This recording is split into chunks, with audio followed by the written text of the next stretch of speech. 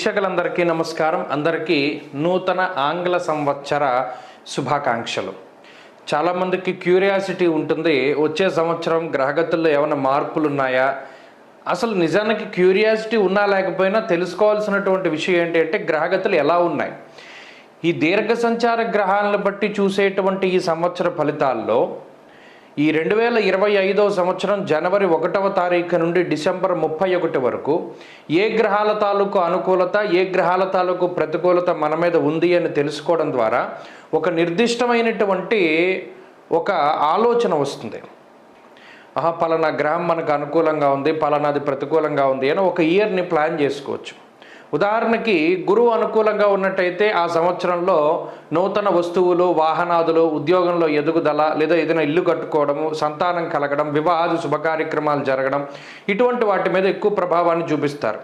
శనేశ్వరుడు అనుకూలంగా ఉంటే ఆర్థిక స్థితిగతులు మెరుగుపడుతూ ఉండడం, రాజకీయ లబ్ధి ఉండడం, జనాకర్షణ కలగడం, వ్యాపారాభివృద్ధి కలగడం, విదేశీయానం కలగడం, ఇటువంటివన్నీ కూడా జరుగుతాయి.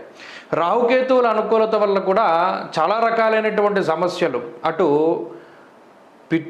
మాతృ వర్గం నుండి ఏదైనా ఆస్తిపాస్తులు రావాల్సి వచ్చినా, మాతృపితృ భ్రాతృ శాపాదులు ఉన్నా, లేదా మరి ఏ ఇతరత్ర వంశపారంపర్య ఆస్తుల నుండి ఏదైనా తగాదాలు ఉన్నా అటువంటి వాటి నుండి బయటపడడానికి, శత్రు రోగ రుణ బాధల నుండి బయటపడడానికి, అనారోగ్య సమస్యల నుండి బయటపడడానికి కూడా ఈ గ్రహ సంపత్తి చాలా ముఖ్యంగా ఉపయోగపడుతుంది. కాబట్టి ఈ 3 కీలకమైన గ్రహాలు ఏ విధంగా యోగిస్తున్నాయి, ఈ సంవత్సరం ఒక విశేషమైనటువంటిది ఏంటి అంటే దాదాపుగా 3 దీర్ఘ సంచార గ్రహాలు కూడా మారుతూ ఉన్నాయి. ఎప్పుడు ప్రతి సంవత్సరం ఏమవుతుంది అంటే గురువు కానీ రాహువు కానీ, ప్రతి సంవత్సరం గురుడు మారతారు, గురుడితో పాటు అప్పుడప్పుడు శని మారతారు, లేదా గురుడితో పాటు అప్పుడప్పుడు రాహువు మారతారు. ఈ సంవత్సరం ఏమవుతుంది అంటే 3 గ్రహాలు కూడా మారుతూ ఉన్నాయి. అంటే గురువు మే నెల 15వ తారీఖు దగ్గర నుండి మిథున రాశిలోకి ఆయన సంచారం చేస్తారు. శనేశ్వరుడు ఈ సంవత్సరం మార్చి 30వ తారీఖున కుంభరాశిని వదిలిపెట్టి మీనరాశికి వెళ్తారు. అలాగే రాహువు మే 21వ తారీఖున మీనరాశిని వదిలిపెట్టి కుంభంలోకి వెళ్తారు. రాహుకేతువులు వక్రంలో ప్రయాణం చేస్తారు కాబట్టి వెనక్కి వెళ్తారు. సో ఒకే నెలలో 2 పెద్ద గ్రహాల మార్పు. అదేంటి? మే నెలలో గురు రాహువుల యొక్క మార్పు, దానికి మునిపే ఈ మార్చి 30వ తారీఖున శని మార్పు. కాబట్టి ఇది చాలా కీలకమైనటువంటి సంవత్సరం.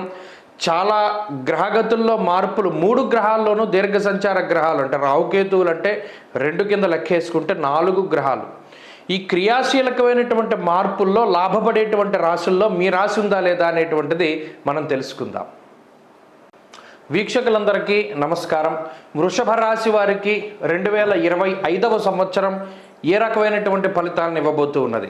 నేను మొదటి నుండి చెప్తూ వచ్చాను, వృషభ రాశి వారు ఎంత కష్టపడ్డారో అంతకంత గొప్పగా ఉండేటువంటి రోజులు రాబోతూ ఉన్నాయి.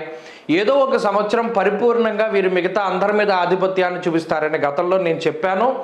ఇప్పుడు అదే రకమైనటువంటి గ్రహస్థితి కనబడుతూ ఉన్నది. మీరు గమనించండి, నేనే కాదు ఎవ్వరు చెప్పినా కూడా వృషభ రాశి ఇస్ ద టాప్ మోస్ట్ రాశి ఇన్ 2025.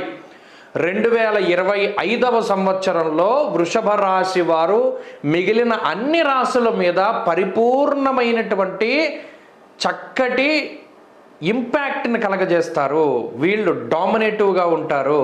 ఎందుకు? దీనికి రీజన్ ఏంటి అంటే 3 దీర్ఘ సంచార గ్రహాలు ఫేవరబుల్గా ఉండేటువంటి రాశి ఈ రాశి ఒకటే. అంటే అటు లాభస్థాన స్థితి శనేశ్వరుడు కానీ, దశమ కేంద్రంలో ఉన్నటువంటి రాహుగ్రహం కానీ, లేదా 2వ స్థానంలో ఉండేటువంటి గురుడు కానీ, ఇలా 3 దీర్ఘ సంచార గ్రహాలు పూర్తి స్థాయిలో యోగిస్తూ ఉన్నటువంటి రాశి వృషభం ఒక్కటే. ఇంకొక రాశి లేదు ఈ సంవత్సరంలో. సో వృషభ రాశి వారిదే ఈ సంవత్సరం మొత్తము 2025 అంతా కూడా వృషభ రాశి వాళ్ళే కనబడతారు. ఉద్యోగంలో సక్సెస్ వచ్చినా, వ్యాపారంలో పేర్లు వినబడినా, లేదో ఇంత లక్షల రూపాయలు సంపాదించుకున్నారన్నా, లేదా ఏదైనా ముఖ్యమైనటువంటి పదవులు వచ్చాయి అన్నా, లేదో ఇండియాకి గోల్డ్ మెడల్స్ పట్టుకొచ్చారు అన్నా, లేదా ఇంకో పెట్టుబడిలో డబ్బులు వచ్చాయన్నా, ఇంకా ఏ పేర్లు చూసినా వాళ్ళందరూ కూడా కృత్తిక నక్షత్రము, రోహిణి నక్షత్రము, మృగశిర నక్షత్రము వాళ్ళే కనబడతారు. ఇది 100% జరుగుతుంది. కావాలంటే మీరు చూసుకోండి. ఎందుకంటే మన సౌఖ్యం యశోవృద్ధిం సౌభాగ్యం చ ధనాగమనాన్ని సూచిస్తూ ఉన్నాడు.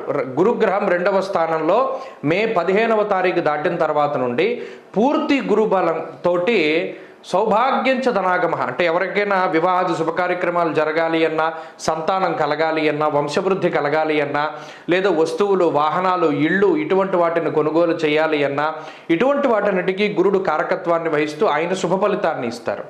అలాగే లాభస్థానస్థిత శనేశ్వరుడు సౌభాగ్య భాగ్యమారోగ్య, అటు లాభస్థానస్థిత శనేశ్వరుడు, లాభస్థానం అంటే పేరులోనే ఉంది, అటు ఆర్థిక లాభము, సంతాన లాభము, సౌభాగ్య లాభము, వ్యాపార లాభము, వస్తు లాభము, వస్త్ర లాభము, ఆరోగ్య లాభము, అలాగే రుణ బాధల నుండి బయటపడేటువంటి విషయాలు. ఇలా ఒకటి కాదు రెండు కాదు, శనేశ్వరుడు లాభస్థానమందు ఉండగా ఒక గొప్ప శక్తివంతమైనటువంటి గ్రహం శనేశ్వరుడు లాభస్థానంలో ఉండగా వీరిని కొట్టేటువంటి వాళ్ళు ఇంకొకళ్ళు ఉండరు, అంత బలంగా చెప్పచ్చు.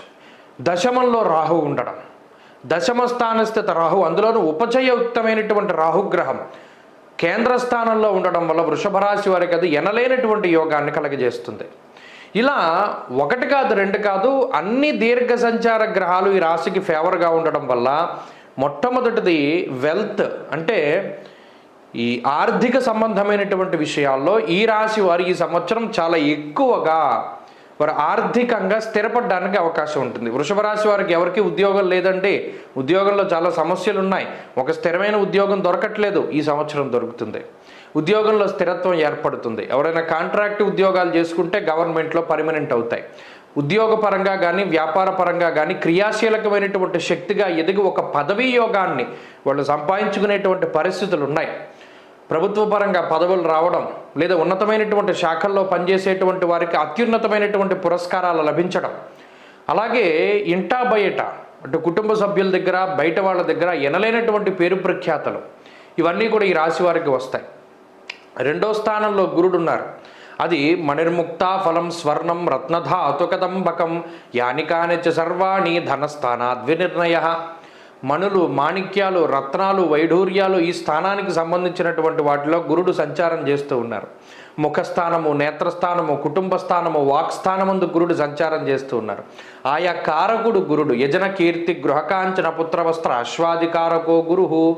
ఆయన ఏవైతే కారకత్వాలు ఆయనకు ఉన్నాయో యజ్ఞయాగాది క్రతువులు చేయడం అంటే ఎక్కువ దేవతారాధన, దేవతార్చన, దైవ దర్శనాలు, దైవభక్తికి సంబంధించినటువంటి విషయాలు, సత్కథా కాలక్షేపము, పురాణ శ్రవణం ఇటువంటి వాటికి అవకాశాన్ని కల్పిస్తాడు. అలాగే సమాజంలో పేరు ప్రతిష్టలు పెరుగుతాయి. గృహం, ఇల్లు కొనుక్కోగలుగుతారు, ఇల్లు కట్టుకోగలుగుతారు, భూములు కొనుక్కోగలుగుతారు, బంగారం కొనుక్కోగలుగుతారు. గతంలో తాకట్టు పెట్టేశాం, గతంలో అమ్మేసుకున్నాం, మా బంగారం అంతా తిరిగి కొనుక్కోగలుగుతారు. సంతానం కలుగుతుంది, వస్త్రాలు కొనుక్కుంటారు, నూతనమైనటువంటి ఆభరణాలు, వస్తువులు, వస్త్రాలు, గృహోపకరణాలు, ఇళ్ళు ఎన్ని మనం చెప్పుకున్నా తక్కువే. అంత భోగం పడుతుందా అండి? నిజంగా పడుతుంది. గమనించండి, ఈ గోచారం అనేటువంటిది ఖచ్చితమైన ఫలితాన్ని ఇస్తుంది. ఈ రాశి వారికి మే దగ్గర నుండే రాజయోగం పడుతుంది. మీరు ఖచ్చితమైనటువంటి విషయాలను పరిగణలోకి తీసుకుని చూడగలుగుతారు. కాబట్టి ఈ సంవత్సరం అంతా వృషభ రాశి వారిదే. చదువుకునేటువంటి వారికి, ఉద్యోగం చేసుకునేటువంటి వారికి, వివాహితులకి, అవివాహితులకి, ఇలా ఎవరికి చూసుకున్నా ఈ సంవత్సరం వృషభ రాశి వారు టాప్లో ఉంటారు. మీరు మే దగ్గర నుండి చూస్తారు. ఈ సంవత్సరం అంతా కూడా చాలా బాగుంది. స్వస్తి.